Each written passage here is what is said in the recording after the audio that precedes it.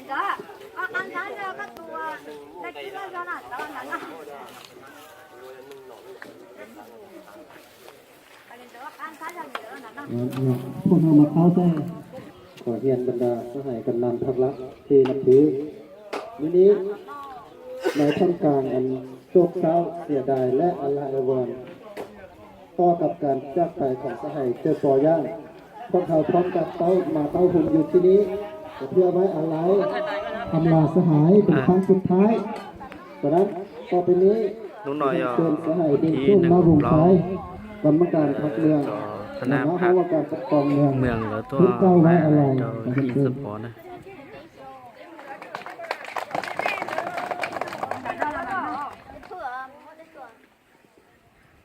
เรียนบรรดาสหายคนนำพักรัฐที่โปรเมนับถือนับถือหักแพงเคลื่อนนิดหยักที่พี่น้องที่หักแพงทั้งหลาย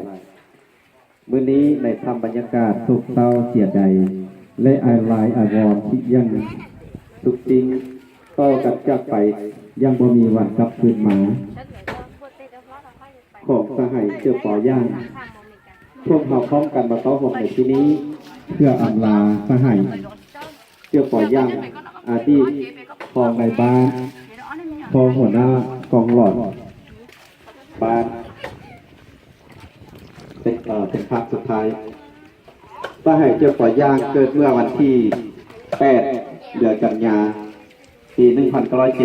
1970 ในครอบครัวสาวนาทีบ้านน้ำพุนเมืองห้องเผยจังเป็นบุคของเขาว่ามาย่างเล็กนางจงพ่อมีอายน้องคิดห่วมยุทธรทั้งหมด4 คนหญิง1 คนสหายได้สร้างครอบครัวกับนางเดียนล่อเล็กมีลูกนำกัน5 คนหญิง2 คนปัจจุบันอยู่บ้านสัตว์ประตองเมืองล่องสารแขวงชัยสบูรณ์สหายได้เรียนรู้ทับไฟสังคมนับแต่ปี 2006 เป็นต้นมาเข้าพักสำทองวันที่22 เดือน 5 ปี 2014 เข้าพักสมบูรณ์วันที่ 5 เดือน 5 ปี 2015 ที่มีการเคลื่อนไหวของสหายเจ้าของยางมีระบบนี้นับแต่ปี 2006 หาปี 2011 เป็นห้องหัวหน้ากองหลอดบ้านภูผาด่างปี 2011 หาปี 2014 เป็นห้องในบ้านภูผาด่าง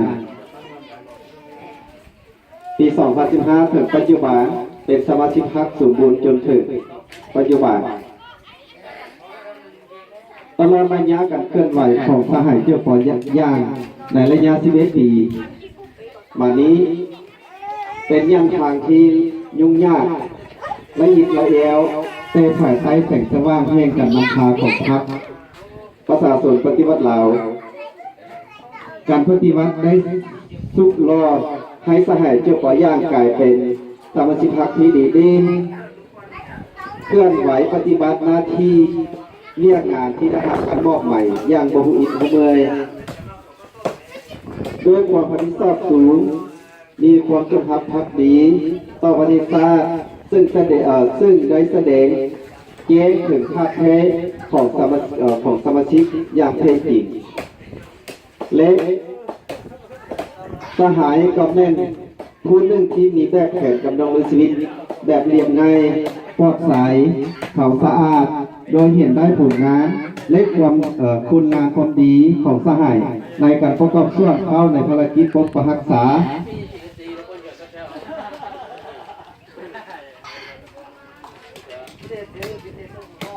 และสร้างสาพัฒนาประเทศชาติสหายเจ้าปอย่างจึงได้รับการย่อมย่อจากภาครัฐพวกด้วยผู้การย่อมย่อประเภทต่างๆดังรุ่นนี้ได้รับไปย่อมย่อเจ้าแขวง4 ใบ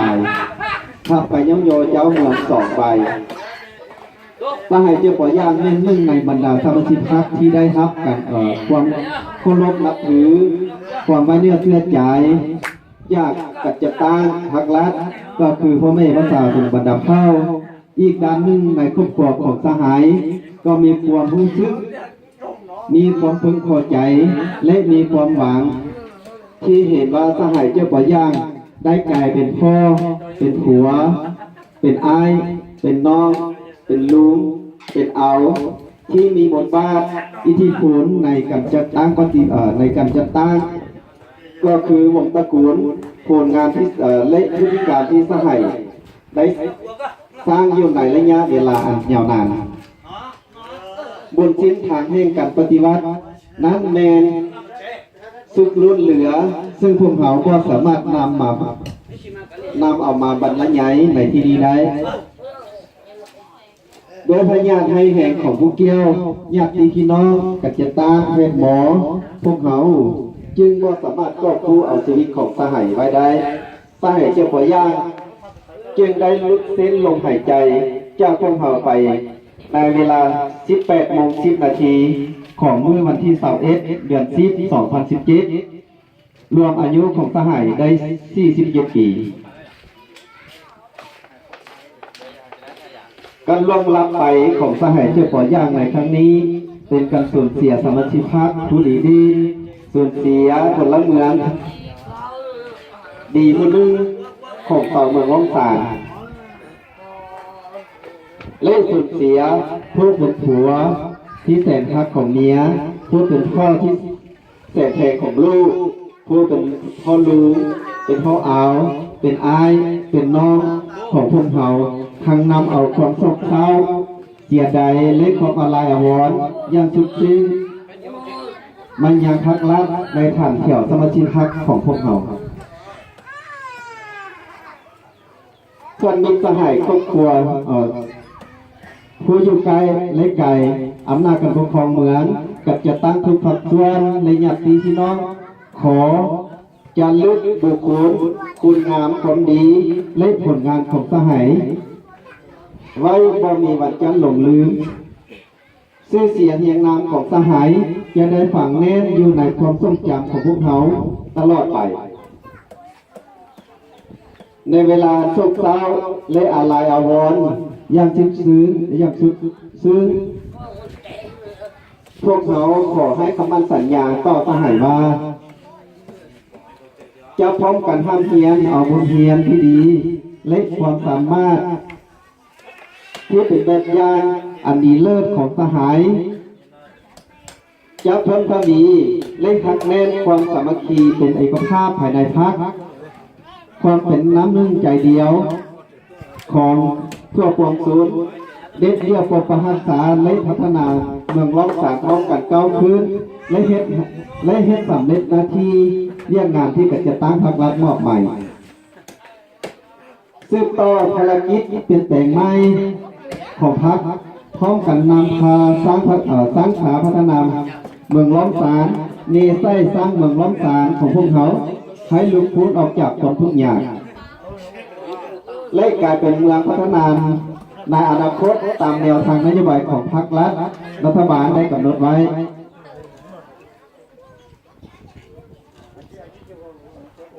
ส่วนครอบครัวของสหายก็จะตั้งจะสืบต่อเบิ่งแยงดูแลสูงช่วยเหลือให้ถูกต้องตามนโยบายและความสามารถที่มีให้คือกับเวลาที่สหายยังมีชีวิตอยู่สหายเจ้าปัวย่างเลยสหายได้เจ้าพวกเขาไปยังบ่มีวันกลับคืนมาอีกแล้ว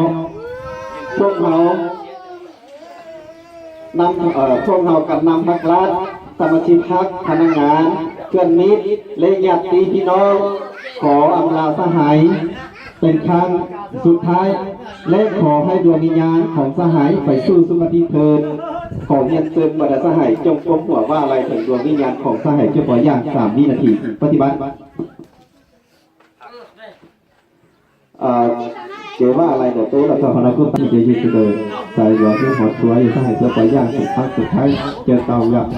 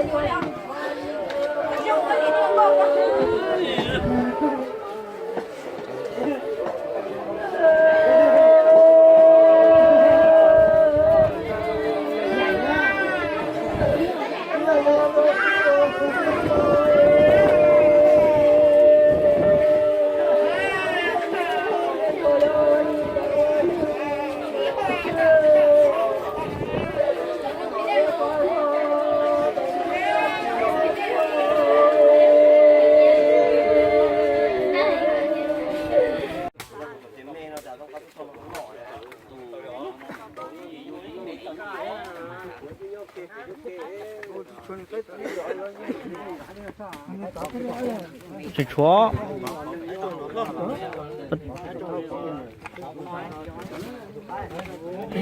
Cái nào có mà. Cái là nhà đó. Cái là nhà đó.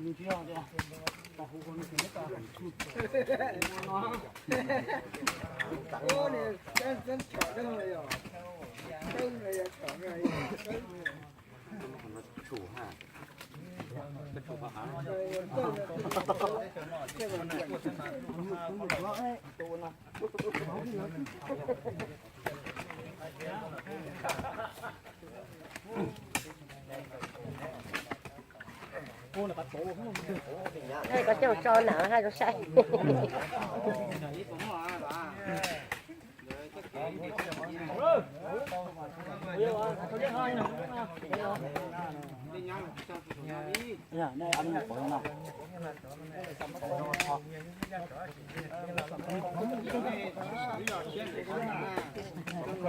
Sẽ có cái gì cho lạ à?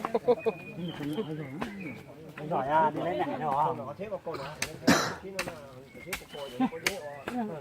Sao thì chưa cho nó chọn thì sợi dây con à? Sao đấy?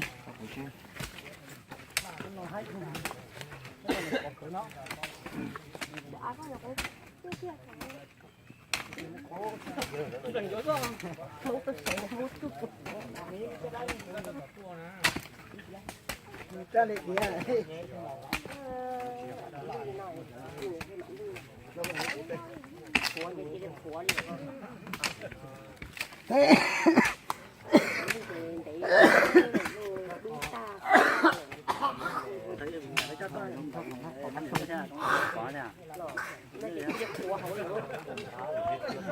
Nó phải đó ăn trứng màu là chua thế gì?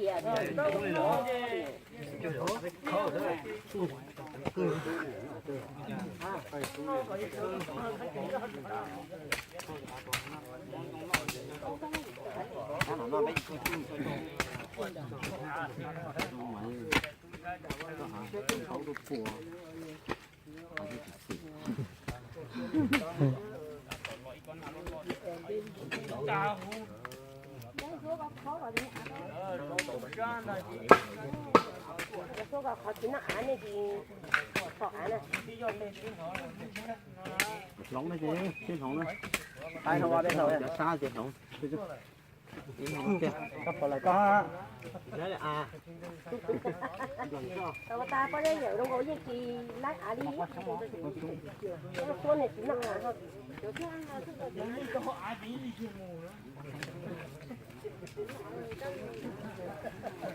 rồi thôi có cho phải trò bỏ con trong hóa trò là đấy trò cũng chỉ mua rồi à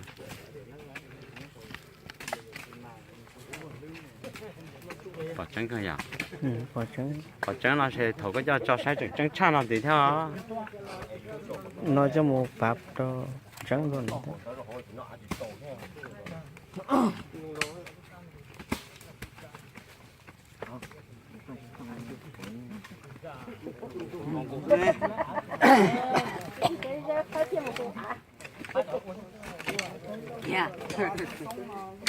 anh lưu cho thế nói là sản phát cho thế nào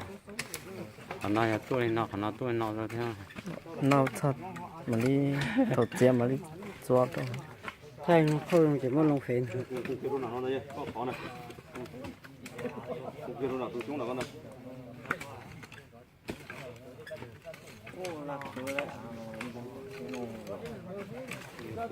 套路爬上去。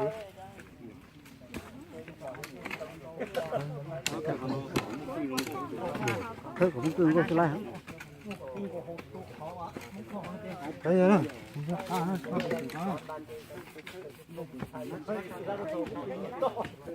我搞我能写上手上那一，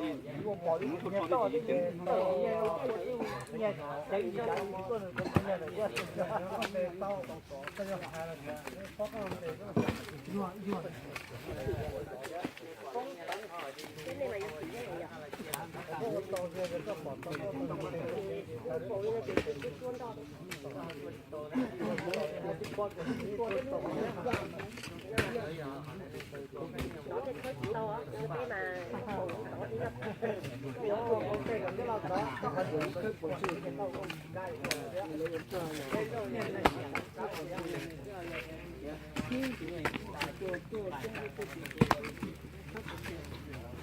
đầu tiên là ăn lần đầu tiên trên đầu tiên còn đầu tiên là đầu tiên to rồi